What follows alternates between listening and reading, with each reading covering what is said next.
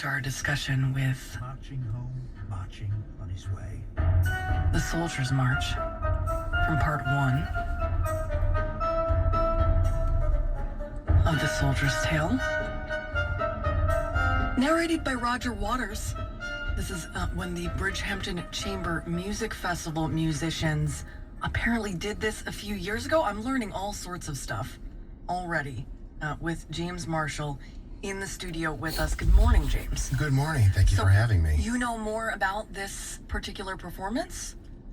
Well, I know that they did this in Bridgehampton a few years ago, and The Soldier's Tale is just one of those amazing pieces that many artists want to come to because there's so much to fill out in this incredible piece. Even Wynton Marsalis did this a few decades ago with Jazz at Lincoln Center.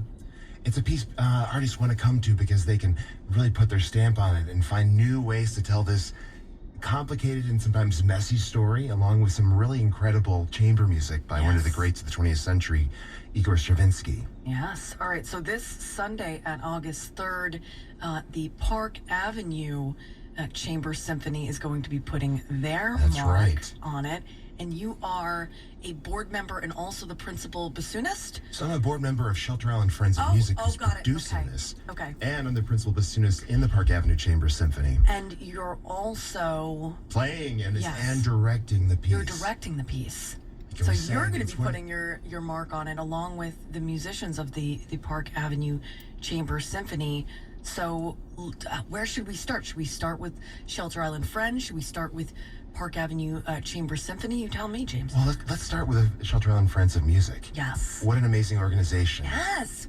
And by the way, this is, I think, the third time we're talking about the Soldier's Tale performance this Sunday on the show, thanks to Michael Mackey, who's been putting it in. So glad to hear the that. news every morning.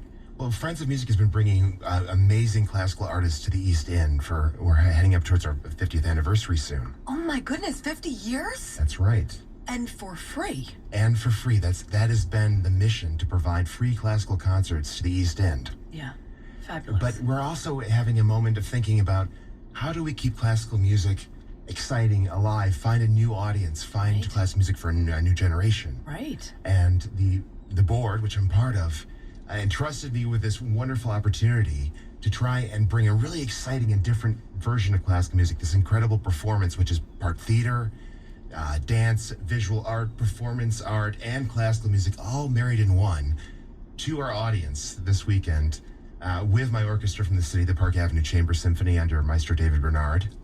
And I like to joke, I think this would be what Stefan from SNL would envision as the edgiest music performance out here for the East End this summer. Ooh. Because what is edgier than a classical performance at a high school auditorium on Shelter Island on a Sunday at 5:30 p.m.?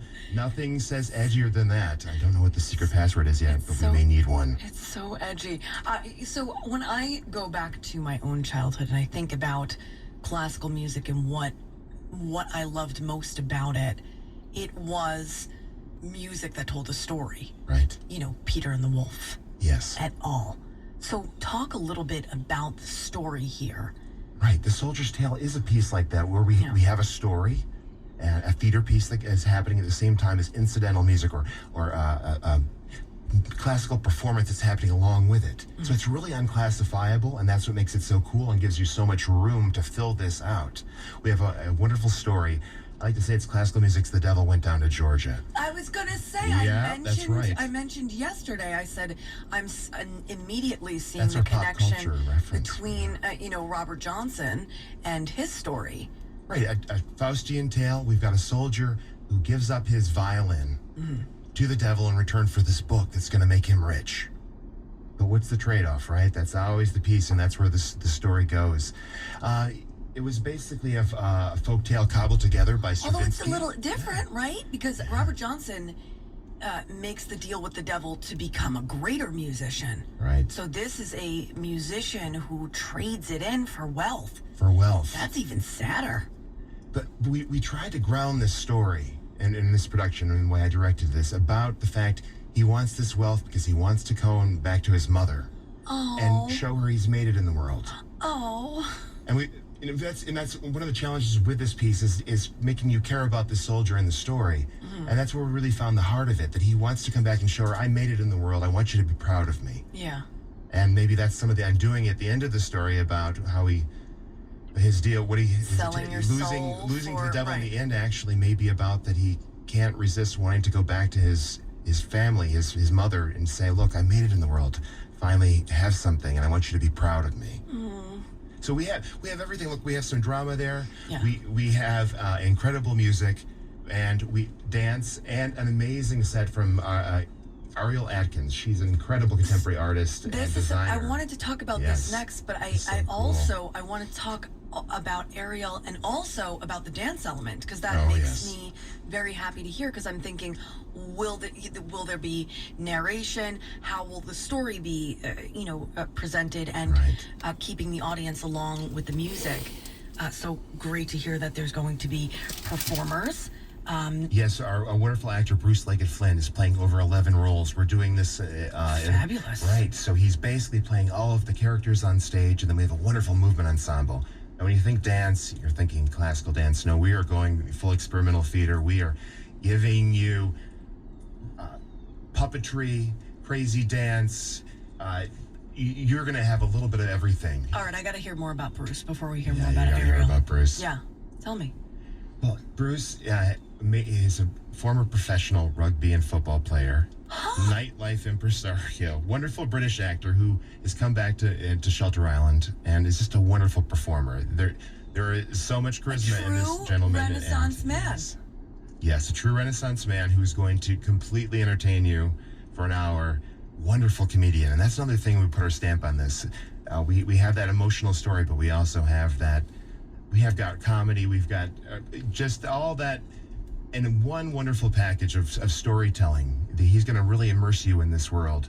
And then our dancers and our design is really going to put you into a space you didn't expect. And our lighting, I like to say this is classical music's devil went down to Georgia with psychedelic lighting. Oh, nice. I mean, because what says classical music like Like a light show? Like a psychedelic light Show with a British actor. I love all of the elements. Yes. Snaps and kudos to you, And of James. course, a brilliant Icelandic violinist who's the piece is scored for 7 fabulous. musicians. Okay. So Stravinsky scored this during World War I. His royalties were drying up from his big for his ballets, and suddenly So he had was to work looking, with and he was less hanging out musicians? in Switzerland and trying to figure out what to do next. And so with his friend Charles Ferdinand Rameau, who wrote the text for this, they said, let's come up with this crazy piece. We're going to do this little theater piece, and we're going to write this for 7 musicians. And that was because Stravinsky's friend had just come back from America and told him all about American jazz. And so he modeled this ensemble off of an American jazz band. But his Stravinsky's jazz band is violin, double bass, clarinet, bassoon, which I play, trumpet, trombone, and percussion. So this was already So like experimental. This was so out there to begin with. Right. So you're really speaking to the roots of this piece itself, and I love knowing about where Stravinsky was in his life when he wrote it, because obviously that figures into the economic element of the There were very tale. few musicians and money, and so they were trying to figure out. So that's the beauty of constraints sometimes. Yeah. People forget that sometimes the limitations can make the creativity just explode. And that's what happened here. breeds rebellion. And that friend brought him back some sheet music, some American jazz ragtime sheet music. And so Stravinsky, of course, because you can't not level this up even further, decided to make his own ragtime piece for this particular production. So we'll be leading out with that, right? Yes. So you're going to get a sense of just how avant-garde it was in its day, and we're trying to push the envelope today because we want classical music to be cool, fun, something different. The stodgy idea of classical music is not going to be what helps this move on to a new generation and new audience. I mean, like, no matter what you talk about or what storied organizations, etc., institutions, blah blah blah, you look at, this is this is something with which everyone is contending with. How do we endear ourselves to the next generation and see And I these think the things live answer is on. collaboration, and I think that is a collaboration between all the Beautifully said. arts. Yeah. That music should be interacting with the visual and performing arts and theater and all these things. We have so much to offer one another. Yeah. So my background, I went to Juilliard for the bassoon and then NYU Tisch for theater, so I have a foot in both worlds. And so all coming basically with together. this production, I was just trying to aggregate the amazing talent we have on the East End, from visual artists like Ariel Atkins, who's just an incredible... Let's talk about Yes. Ariel, please. And so her work is also at the sculpture at Sylvester Manor, it Yes, looks part like. of it, Paradise Lost sculpture exhibition going on right now. Cocoon piece is there. She's just an incredible artist who's collaborated with the Guggenheim and the Metropolitan Museum of Art on these wonderful ways to engage audiences. She paints garments, so it's wearable art. She's storytelling Beautiful. through her painted beautiful textile pieces. But So she is that really is what- an art but is that what we're influencer and gonna be- curator of art. Is And that what we're going to be seeing in The Soldier's Tale? Boy, Is are you- she painting the well, costume? she basically turned this auditorium into one giant installation art piece. Oh, you must be so excited. The for whole this Sunday. concept of this has come from the surrealist art movement, which corresponded with when Stravinsky was writing this. And so she's pulled from Rene Magritte and from Man Ray and these artists. And Rene Magritte did this wonderful painting called The Lovers. This couple, their heads are shrouded in this gauze-like fabric. And so she's brought that into our set. This translucent chiffon panels are surrounding the stage, and we're projecting those psychedelic lights, Yeah. because classical music and psychedelic light combination is our favorite, onto those. So you're just going to be in this completely immersive world. Those Rene Magritte bowler hats and ties, and then the princess character. There's another sort of story fable tacked on to the end where he has to wake the sleeping princess, our soldier Never heard who a plays the story like violin. And so that costume is inspired by Man Ray's Le Violon d'Angers. It's that famous photograph of a woman with a violin superimposed onto her body. So that was the inspiration. This costume, when people see this, they're going to gasp. This is like this is truly elevated theater. All of the elements of this piece are very thoughtfully woven in But here. it's highbrow, lowbrow. Yeah, but We want you to come in and there's not something feel for this is everyone. pretentious or Well, precious. it's free. So if it's free, it's for me. I mean, and it's 1 hour. I am that Which is we cool love too. I think we need to start programming in these segments of time that allow people to come in and feel like they can take a risk on an experiment. They can come in and really put themselves out there to try something. And in 60 minutes time, if it's your thing, it's amazing. If it isn't, you learned something, you engaged, you embraced this thing, and you probably came out to the better, I feel. And as a parent of small children, that's the type of things that makes any program slightly accessible, because the 1 hour mark is the one where, You're learning and you didn't can't realize really- it. you So can't you're also push it. being entertained and you're finding a chance to see just how the visual and performing arts can really tell a story together. I did not know that Shelter Island Friends of Music is coming on 50 years old. It is. And what how lucky are we to have you guys? It is sort of a under the radar, and which has been wonderful for those who know about it and have been attending. But these concerts are always free, and the artists that are coming in are truly world class.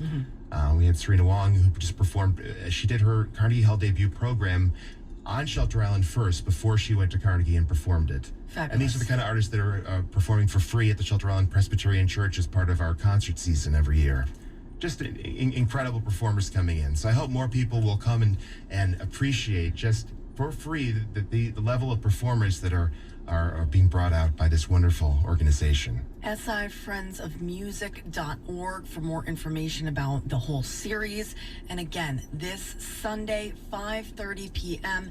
at the Shelter Island School. That's right. And afterwards, 15 minutes after the performance, the maestro David Bernard of the Park Avenue Chamber Symphony will be doing a musicology talk about The Soldier's Tale. So if you'd like to stay after the performance and come back to the auditorium after a little Learn bathroom more. break, there's going to be a 15-minute talk about the musicology. So we have something for everyone, for true classical music lovers, and for those willing to take a risk and want that psychedelic light experience with classical music. All right, we're Come gonna to give Shelter you- Island this Sunday. We're going to give you a little taste from part 2, That ragtime. the ragtime piece. I'm Gianna Volpe. Thank you so much. Oh, James, it was such an honor and a pleasure. We'll have you My back. pleasure.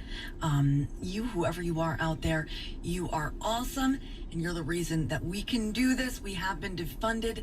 We are not defeated. So donate to WLIW-FM.org and stay with us here on Long Island's only local NPR radio station.